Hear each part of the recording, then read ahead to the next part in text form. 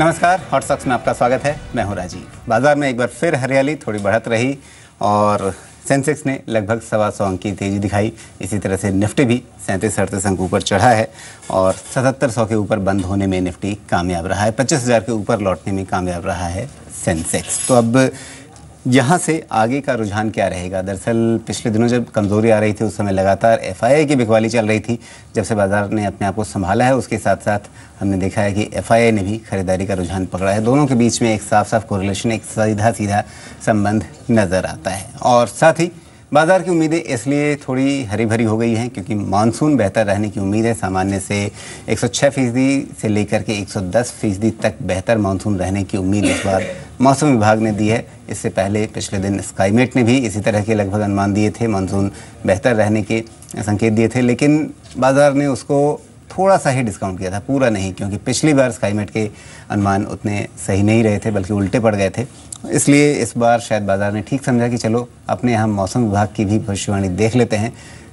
अपने आप में दिलचस्प है कि मौसम विभाग की भविष्यवाणी पहले के मुकाबले कहीं बेहतर सटीक होने लगी है और पिछला साल इसका एक सीधा सीधा उदाहरण था। बहरहाल अब बाजार के लिए आगे क्या होनी चाहिए, आपकी रणनीति यहाँ इन स्तरों पर क्या करना चाहिए? विवेक नेगी आज हमारे साथ मौजूद हैं खास मेहमान के तौर पे और साक्षी बताएंगी चुनिंदा मौके अगले दिन कहाँ हैं।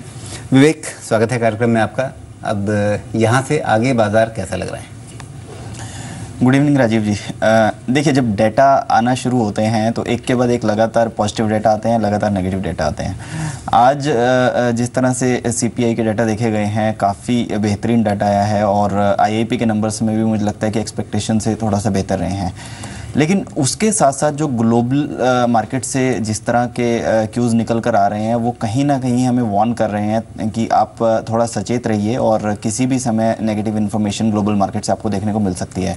आईएमएफ का एक रिसेंट का स्टेटमेंट है जिसमें आईएमएफ ने जो ग्लोबल जीडीपी ग्रोथ रेट है उसको काफ़ी कम किया है। हालांकि उन्होंने स्टेटमेंट मेंशन किया है कि इंडिया का ग्रोथ रेट जो है, मोमेंटम जो है वो बरकरार रहेगा, लेकिन वर्ल्ड का जो जीडीपी ग्रोथ रेट है उसको लेकर उन्होंने कहीं ना कहीं वार्निंग दी है और उसके कम होने की आशंका जताई है।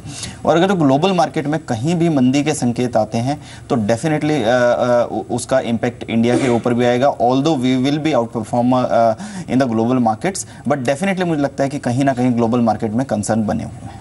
जी, तो अब शुरू करते हैं दर्शकों के सवालों का सिलसिला। और जो पहला सवाल हमारे पास है इस समय पटियाला से जतिन फोन लाइन पर मौजूद हैं। जतिन, बताइए क्या जानना चाहेंगे? सर, मेरे पास एससीआई के शेयर हैं, the shipping corporation of India जी। 92 के रेट पे हैं मेरे पास 500 शेयर। क्या करना चाहिए? अभी होल्ड करूं या सेल कर देना चाहिए? जी, यहाँ पे 92 पे इन्होंने खरीदा है, 70-71 के आसपास का भाव है, नुकसान हो रहा है, आगे क्या करना चाहिए? शिपिंग कॉर्पोरेशन, आपका अपना नज़रिया इस समय विवेक इसको लेकर क्या है? देखिए, लॉजिस्टिक सेक्टर वैसे तो हमें बहुत पसंद है इस समय पर, लेकिन पर्टिकुलरली ये जो कंपनी है काफ़ी स्लो मोमेंटम रहता है इस कंपनी के अंदर। हालांकि काफ़ी स्टेप्स लिए गए हैं गवर्नमेंट की तरफ से इस सेक्टर को इम्प्रूव करने के लिए, लेकिन मुझे लगता है अभी भी काफ़ी समय लगेगा। इसी स्पेस के अंदर निवेश करना चाहते हैं तो जो कंपनीज ट्रांसपोर्टेशन में है या फिर जो इंटरनेशनल लॉजिस्टिक्स का कारोबार करती हैं वो ज़्यादा बेहतरीन परफॉर्म कर सकती हैं बजाय कि शिपिंग कॉर्पोरेशन के। तो मुझे लगता है कि इनको शिपिंग कॉर्पोरेशन से निकल कर गति या फिर कंटेनर कॉर्पोरेशन जैसी कंपनी में शिफ्ट कर जाना चाहिए। शिपिंग कॉर्पोरेशन पर एग्जिट की सलाह होगी। जी।